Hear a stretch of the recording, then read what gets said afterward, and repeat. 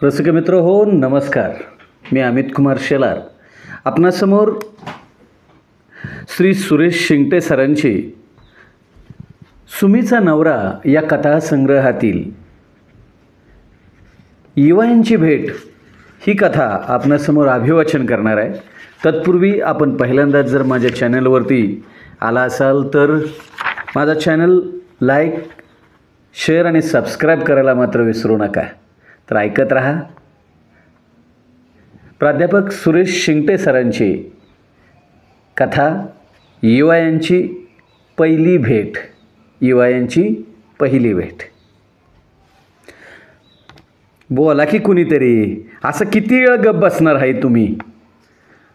शांत पाण्याच्या डोहात खडा टाकून पाण्यावर तरंग उठावे तसं कुणीतरी बोललं. रामराव बापूंच्या थोरल्या पोरीच्या म्हणजे ठकीच्या लग्नाची बैठक त्यांच्या पडवीत बसली होती. सगळं कसं बायजवार ठरलं होतं, पण गोंगडा अडकलं होतं ती कॉट गादी खाली. वर पक्षाकडच्या शेकण्या बाळू काकानं कॉट गादी तुटेपर्यंत ताणून धरली. त्याचं म्हणणं एवढंच होतं, आज तागायत M.A. शिकून बी आमचं शानं पोरगं फाटक्या वाकळावर झोपतं या. निदान त्याला लग्नाच्या निमित्तानं तरी त्याला कॉट गादीवर झोपायचं भाग्य मिळावं. अहो, बराच वेळ शांततेत निघून गेल्यावर रामराव बापूंना कारभारी परशुरामानं विचारलं, बापू तुम्ही जरा बाहेर येता का? त्यावर 56 वेळा बोटाबशी काढून दमलेलं वधूबाप परशाला म्हणलं, परश्या तुला काय बोलायचं असेल ती तर माणसात बोल. एकडाव लग्न ठरलं नाहीतर मोडलं. त्यावर परशुराम म्हणला, बापू क्वाट गादी म्हणजे 400-500 रुपयाचा प्रश्न आहे.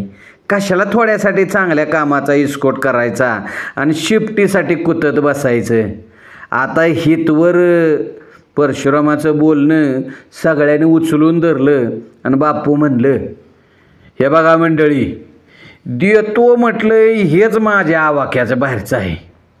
एकाच पोरगीला एवढं सगळं देऊन बाकी पोरींच्या वेळेला काय अंगाला राग फासून जुळी घेऊन दारोदार फिरू का?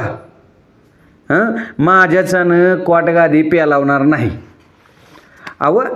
क्वाट गादी पेलायला आम्ही तुम्हाला कुठं डोसक्यावर घ्या म्हणतो या.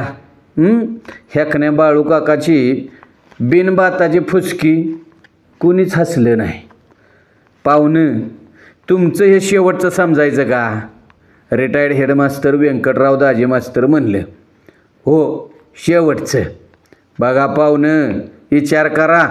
पोरग M.A. आहे, त्यात फर्स्ट क्लास, त्यात पाटबांधारे खात्यात सुपरवायझर. सगळं कसं गोड गोड आहे. तुमच्या मॅट्रिक पास पुरीला असला पोरगा संपूर्ण खोऱ्यात खुरप्यानं चाळून सुद्धा सापडायचा नाही. काय अहो, सगळं खरं पाहुणं. मस्त सोन्याची सुरी आहे म्हणून काय उरात खुपसून घ्यायची का? एकुलते एका पुरीचा बी विचार करायला पाहिजे. आणि मागं 3 पुरी आहे ती, त्यांची लग्न आहे ती. मग उठायचं आम्ही उठायचं का? आता तुमचं तुम्ही ठरवा राव. माझी ताकद संपली. बैठकीतल्या वर पक्षाकडची माणसं उठायला लागली तर काही उठणाऱ्यांना बसा बसा बसा म्हणू लागली. थोडासा गालका वाढला.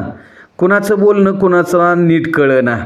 उठणारे उठले होते का तर बराच वेळ बसून ताटकाळलेलं अंग मोकळं करण्याच्या हेतूनं, नाहीतर आतापर्यंत नुसतं पाणी आणि सरबत पिऊन डांबरलेलं पोट मोकळं करायचं म्हणून. तासाला बैठक उठत होती आणि वावटळीत उडालेल्या पालापाचोळ्यानं पुन्हा खाली पडावं तशी बसत होती. बैठक विस्काडली की ठकीच्या काळजाचा ठेका चुकत होता. तिच्या काळजात कालवा कालव व्हायची आणि डोळ्याच्या पापण्या जड व्हायच्या. कारण भावी नवरा बघितल्यापासनं जीवनात जोडीदार असावा तर असाच असं तिला वाटायला लागलं होतं. लग्न मोडतंय असं दिसलं की ती काकुळतीनं आजीला म्हणायची, आजे बापूंना सांग की थोडं समजून. परशुरामानं सभात्याग केलेला मग मोकळं झालेल्या विरोधी सदस्यांना पुन्हा सभागृहात आणून त्यानं बसावलं. बैठकीला पुन्हा प्रारंभ झाला. दोन्ही पक्ष अजून आपापल्या मुद्द्याला चिकटून होते. आताशा म्हातारीला ठकीची काळजी वाटायला लागली होती.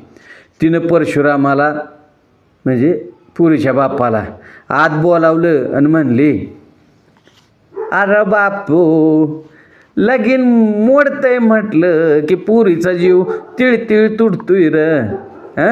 एवढ्या तिळा तांदळाच्या गाठी जमून आल्या ती थोड्यासाठी कशाला का तुडतोयास? आय, मी तरी काय करू? एकट्या ठगीचा विचार करून कसं चालल? बरं, ही वाईवाट पडली तर मागच्या तिघींना बी काटगादी द्यायला लागल. बापू, मग असं करू, बघ माझं पटतंय का तुला? माझ्या बाजल्याला रंग देऊ आपण. जुन्या गादीला नवीन गादी पाट लावून देऊ काटगादी. मी झोपन भुईवर, पण लगीन जमेव बाबा. आये, काय बोलतीस येड्यागत? ती माणसं कबूल करतील वय? त्यावर परशुराम म्हणला, बापू, आता हे शेवटचं बघू एकदा काय म्हणतात मंडळी. परशुराम उठला आणि त्यानं सगळी बात बैठकीत येऊन सविस्तर बोलला. अहो, बैठकीत हाशा पिकला. पुन्हा थोडी वायदोळ झाली. उगाच गंमत करणाऱ्या माणसांना काय हो, मिळाला तर मिळाला सरकारचा कुत्रा, आपल्याला काय जातोय फातरा. रिटायर्ड मास्तराने उगाच ताणून धरलं, कारण बैठकीचं पूर्ण इन्स्पेक्शन माळकरी वर बापांनी त्यांच्याकडे दिलं होतं. ते म्हणले, त्यांचं कसं म्हणणं होतं, तू का म्हणे उगे राहावे, जे जे होईल ते ते पाहावे. आता ह्या उक्तीप्रमाणे ते गप्प होते. बाळू काकाचा आधार घेऊन मास्तर म्हणलं, काय राव पाहुणं, तुम्ही आमची चेष्टा लावली यावेळी. मंडळी उठा आता. माणसं उठायला लागली. ठकीच्या काळजाचा पुन्हा ठेका चुकला. आता तरी नुसतीच बारहामल्यागत नुसती ती आजे आजे आजे असं करू लागली. बैठकीचा पूर्ण ताबा 2-3 माणसांच्याकडेच होता. त्याने उठा म्हटलं की ह्यांनी उठायचं आणि बसा म्हटलं की बसायचं. सकाळी 9ला बसलेल्या बैठकीत दुपारचे 2 वाजाय आले तरी लग्न काय ठरत नव्हतं. आतापर्यंत फक्त चहा, सरबत आणि पाणी पिऊन मिटलेली तोंड सर्वांनीच बोलायला उघडली आणि सर्वांच्याच तोंडातून लग्न ठरावं असा सूर निघाला होता. शेवटी बाजल्याला एशियन पेंट द्यावा आणि गादी पाटीला सेंचुरी मिलचं कापड वापरावं असं ठरलं आणि एकदाचं लगीन ठरलं. तुझ्या नशिबानं जर लग्न ठरलं तर 10 किलो जिलेबी देईन, नाहीतर तुला हॉटेलात खपवावी लागेल. अशा बोलीवर बाळा मोदीच्या हॉटेलात दिलेल्या ऑर्डरनुसार परशुरामानं जिलेबीची पाटी आणली. आधीच उघडून ठेवलेल्या पाण्यात रेशनिंगचा तांदूळ सोडला आणि तयार केलेल्या मसाल्याची फोडणी आमटीला बसली आणि तिचा वास बोल बोल म्हणता बैठकीत दरवळला. सुपारी फुटली. ठकीचं लग्न एकदाचं नक्की झालं. तरीसुद्धा एवढ्या धकाधकीत ठरलेलं लग्न व्यवस्थित पार पाडणार का नाही ह्याची काळजी ठकीला लागून राहिलेली. पहिल्यांदा तिनं दिवस मोजलं, नंतर तास मोजलं, नंतर हळूहळू मिनटं, शेवटी सेकंद आणि एकदाचा लग्नाचा दिवस उजाडला. वराड गावात आलं आणि ठकीचा जीव स्टीलच्या चकचकीत भांड्यात पडला. अहो, लग्न ठरल्यापासून तिला वाटत होतं की नवरदेवाकडची माणसं धांदरट आहे ती.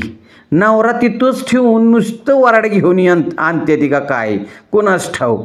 पण वराडात आपला नवरा बी आणलाय हे बघितल्यावर तिला जरा बरं वाटलं. येशीतली भेट होऊन नवरा गावात घेतला आणि चुकला फकीर मशिदीत. तसा ब्रह्मचार्याच्या घरात उतरला म्हणजे हनुमानाच्या मंदिरात उतरावला. ट्रकच वेळेवर आला नाही, त्याला वराड तरी काय करणार आणि नवरा तरी काय करणार. 10ला लागायच्या हळदीचं 3, 13, 9, 12 वाजले आणि पुन्हा वाजत गाजत मारुतीच्या मंडपात आला. बापई लोकांचा जानवसा मारुतीच्या देवळात दिला गेला होता. नवऱ्याचं लगीन पण आपल्याच तालात वावरणारी सगळी माणसं कुणीच त्यांना चहा पाण्याचं का जेवणाची व्यवस्था करत नव्हतं. बिचारी नुसती बुख्याऱ्याला कोत्र्यागत तारताळ्या देत मारुतीच्या मंडपात खांबाला टिकून तशीच बसून राहिली होती. मग बऱ्याच वेळानं वाजत गाजत न्याहारीचं ताट आलं. आता ती बी पाची पक्वान्नाचं ताट नवऱ्यानं डोळं भरून पाहिलं आणि वऱ्हाडातल्या पोरांनी त्यांनीच फस्त केलं. पण त्याचं नवरदेवाला काहीच वाटलं नाही, कारण आज सांच्याला आपला हक्काचं माणूस एक सुंदर बायको आपल्याला मिळणार ह्या गोड आठवणीनं गड्याचं पोट सकाळपासूनच गच्च भरलं होतं. दुपार झाली. वरबापाच्या आंघोळ्या झाल्या. वाजंत्र्याच्या गलबल्यात त्यांना नवीन पोशाख त्याने अंगावर चढवला. वधू पक्षाकडची माणसं जेवणावळीच्या तयारीला लागली. पहिली पंगत लग्न मंडपात बसली. पहिल्या पंक्तीला बोला पुंडलिक वरदेव हरी विठ्ठल करून वधूबापानं वरबापाला बाजूला काढला आणि म्हणलं, येवाय चला जरा आपण फिरून येऊ. अंगास आता ही काय फेरायची वेळ आहे का? अहो आता आपल्या पोरांची लग्न व्हायची. चलावं तुम्ही, आत्ता हळदी लागल्या म्हणताना लगीन लागायचं राहते वे आपल्या वाचून. बरं चला तर चला, हाय ती बाकीची बघायला. कसं अहो दोघं बी युवाय उतरणीच्या रस्त्यानं गारंगाळलं. ते चालत बोलत होतं आणि बोलत चालत होतं. वरबाप म्हणलं, येवाय तुम्हाला तुमच्या पुतणीचं लगीन आपल्या पोरांच्या लग्नात नको असं का म्हणत होतो तुम्हाला आता कळलं असेल. कळलं का नाही? अहो तुमच्या पुतणीकडची माणसं म्हणजे बेवडबाज माणसं बघा. आणि बेवडबाज माणसं म्हणजे सगळ्या लग्नाचा इचका. आता आपलं लगीन बघा कसं सुतागत सरळ उलगडत चाललंय का नाही? नवं चाललंय का नाही? अहो माझी तरी कुठं इच्छा होती, पण गावातली काही लोकांचं मतं पडली की एकाच घरात आणि एकाच प्रकारात पुरी वाढल्यात म्हणून एकाच मांडवात लगीन झाल्याला बरं होईल. वधूबापाने बोलता वरबापांना ज्ञानाच्या देशी विदेशी दारूच्या दुकानाकडे काढलं आणि तिथं जसं दारात पोचलं तसं त्यानं तोंडवर केलं आणि दुकानावरची पाटी वाचली आणि वरबाप म्हणलं, इवाय मला कुठं आणलंय हो इकडं? अंगाशी अहो साधी गोष्ट समजू नाही वय. इतक्या आयासानं आपण युवाय होतो या. तुमचा सत्कार नको का करायला? अरे उग तुडी ढकलू म्हणजे पुढच्या कामाला रंग येईल का नाही? अहो नको युवाय, मी माळकरी माणूस. चला उग काहीतरी आडकाटे आणताय. वधूबापाने उडतच वरबापांना ज्ञानाच्या दुकानात नेलं.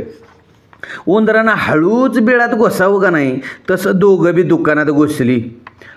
वधूबापाने ऑर्डर फरमावली, ज्ञान्या 2 बाटल्या. होय 2 बाटल्या पहिल्या दारच्या.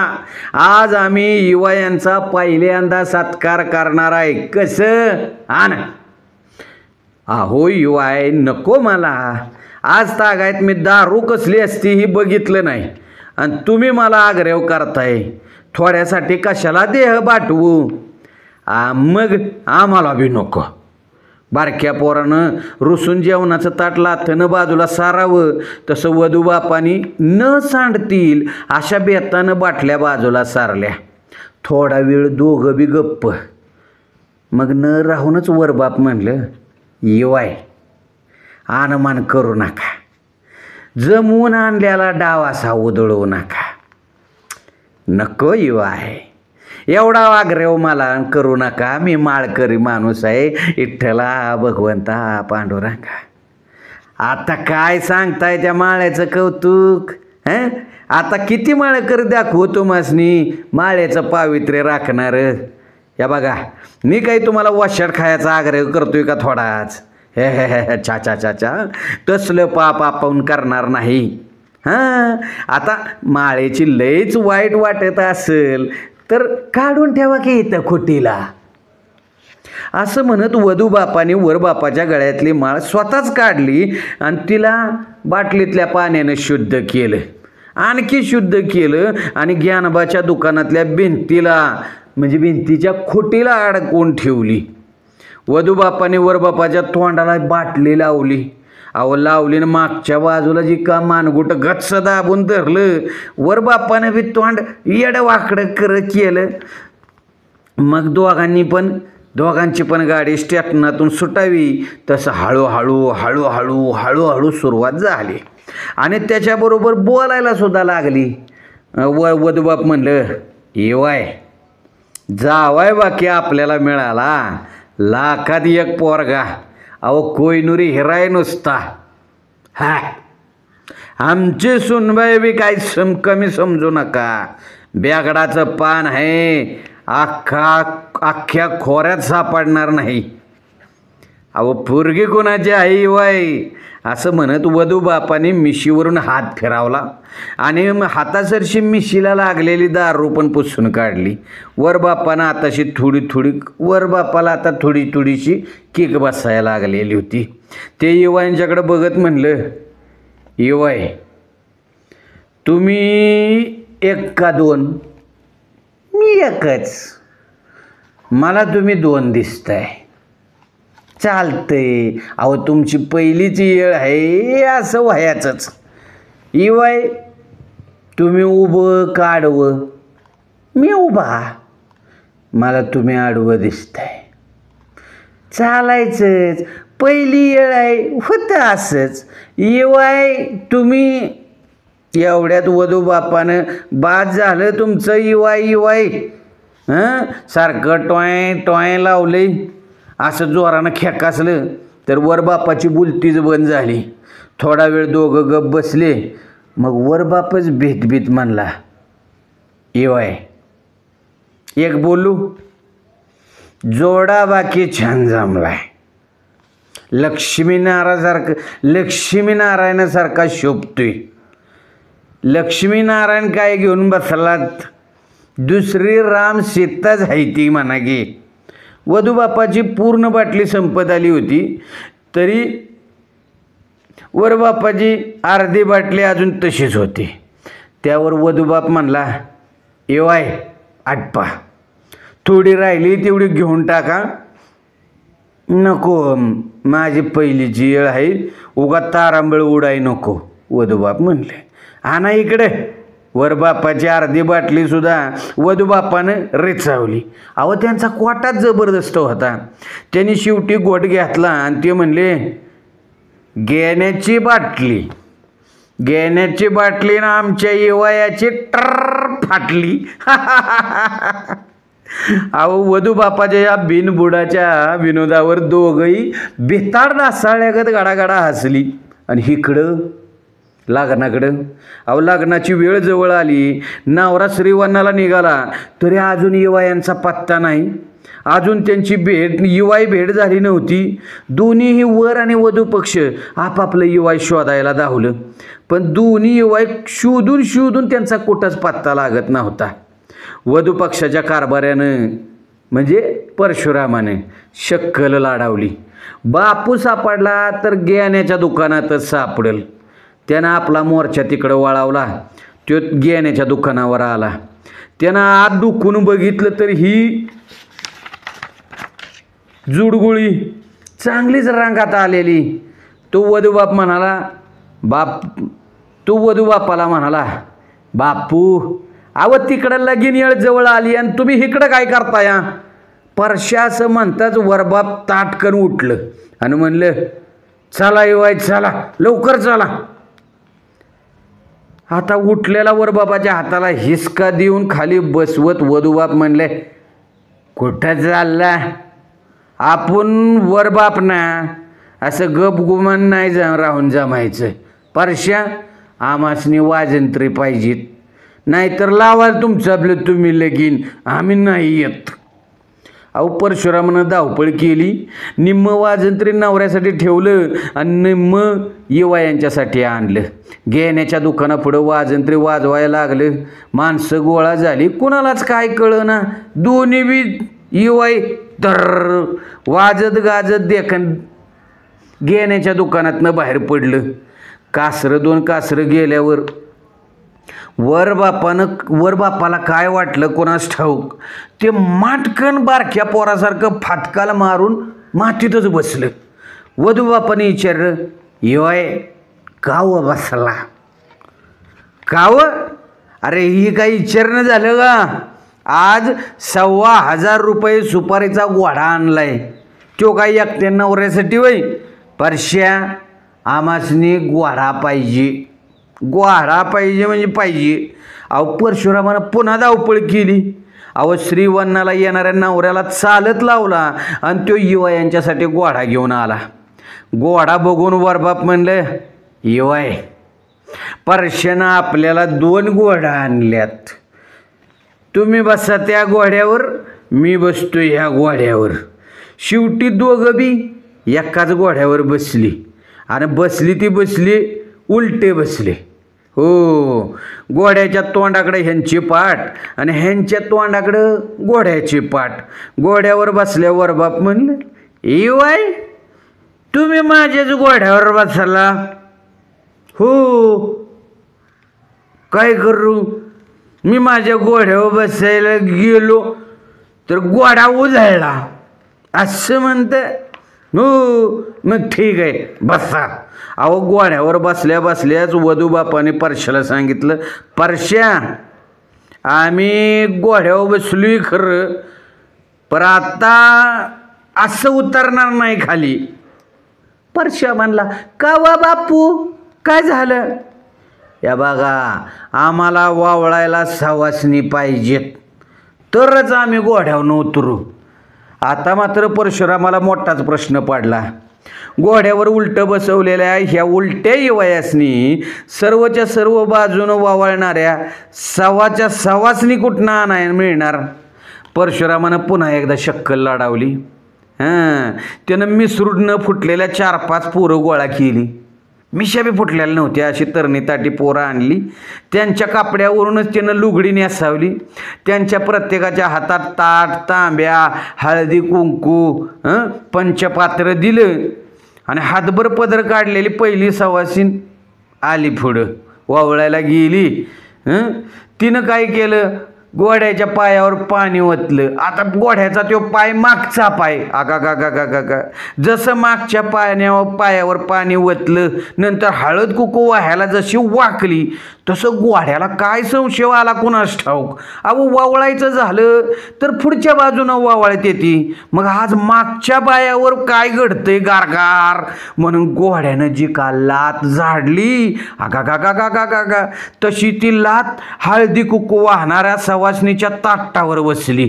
ताटानं म्हणजे जसं लातनं ताट जसं उडावलं तसं सवासनीच्या थोबाडावर आदळलं. अहो पुढच्या सवासनीची तारा बघून मागच्या समद्या सवासनीने जी का धूम ठुकली काय विचारू नका. अहो सवासनी इतक्या जोरात पळत होत्या की काही जणी लुगड्यात अडकून पडल्या तर काही जणी लुगडं फिटून बाजूला पडल्या, तरी बी पडल्या तरी पळतच होत्या. अहो खालचा ह्यो गोंधळ बघून वरच्या येवाईने विचारलं, परश्या काय झालं र? अहो काय बापू, हे आपलं घोड्यानं लात मारली सवासनीला. अरे येड्या, ती घोडे लात मारत इतके जवळ कशाला जायचं? बरं चला वरात सुरू करा. अहो वाजंत्र्याने वाजवायला सुरुवात केली. युवायांची वरात पुढं निघाली. तसं वरबाप म्हणले, ए घोड्यावाल्या घोड्या नाचव. आता घोडवाल्यानं घोडं नाचवायचा प्रयत्न केला की हो, केला प्रयत्न, पण घोडं काय नाचना. आता ही दोन अख्खी गाढवं त्या एका घोड्याच्या उरावर बसली ती, मग त्या घोड्यानं नाचायचं तरी कसं? आणि घोडा नाचणं म्हणून युवाईने त्याच्या पोटात लाथा मारायला सुरुवात केली. आता काय बोलता, घोड्याला लाथा सहन होईना म्हणून काय झालं, थोडा कसा तरी कासरं दोन कासरं घोडा पुढं गेला. जसा मारुतीच्या चौकात घोडा आला आणि जी का लात बसली घोड्याला, तसं घोडं हे करून जे वर तोंड करून त्यानं मोरचं पाय उचललं. तसं दोन्ही युवाय डगार डासाळ्यावानी तोंडा गवसून खाली आलं आणि शेजारच्या बघ्या माणसांनी त्यांना अगदी आल्हाद जेललं. तरी बी ती त्यांची कपडं धुळीनं भरली. एवढ्यात वधूबाप म्हणलं, युवाय तुमचा घोडा बेकार आहे. का हो? अहो जड नाचला बी नाही ना आमासनी तोंडा गवसून पाडलं. मग आता काय, घोडा नाचत नाही, आपणच नाचायचं. वाजंत्री वाजवा. अहो वाजंत्र्याने वाजवायला सुरुवात केली. पिली लिली डुंबाक टोपाक डुंबाक टोपाक, पिली लिली डुंबाक टोपाक डुंबाक टोपाक. अहो दोन्ही युवाय अंगात ईर आल्यावर नाचायला लागलं.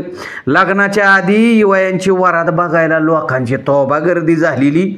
बऱ्याच वेळानं हे सगळं लाटांबर मांडवात पोचलं. बामणानं अंतरपाटाचा धडपा झटाकला. तो आतापर्यंत नवरा नवरीला जवळ घेऊन गेलेल्या मुहूर्ताकडं वाचून बघत होता. त्यानं नवरा नवरीला समोर उभं केलं आणि विचारता झाला, मंडळी देवकाचे दिवे लावले का? कोपऱ्यातून कुणीतरी म्हणलं, अरे त्यातला एक दिवा कवाच इजला, गाईला वासरू सोडला का? दुसऱ्या कोपऱ्यातून आवाज, अरे वासरानं सगळं दूध बेलं, असं कुणीतरी म्हणलं. मंडळी लग्न लावायला परवानगी नाही. अहो काळ्या खडकात सुरंग फुटावा तसा वर बापाचा आवाज फुटला. वधू बापाला म्हणले, मी तुम्हाला म्हणलो होतो ना, ए युवाय मी तुम्हाला म्हणलो होतो ना, एका मांडवात दोन लग्न नकोत. शेवटी मला पाजून फुलवून करायचं ते केलं. अहो नाही हो युवाय, एकच नवरा नवरीचं लगीन लागते. मला दोन नवऱ्या दिसते ते. या बघा तुमचं पहिल्याच प्रसंगामुळं घोटाळा झालाय. तुम्ही असं करा, पुढं जावा आणि हात लावून बघा. अहो वरबाप माणसातनं हेलपटत पुढं गेलं. डोळं तात आणून एकाच नवरा आहे का एकच नवरी आहे का ते हात लावून बघितलं आणि त्यानं खात्री झाली. मग त्यानं लग्नाला परवानगी दिली. अहो लगीन लागलं. वराड मंडळी पाहुणे रावळी जिकडं तिकडं पांगली. उरल्या सुरल्या सगळ्यांची जेवणं झाली, पण अजून युवायांची भेट झाली नव्हती आणि त्यांची युवायांची जेवणं बी झाली नव्हती.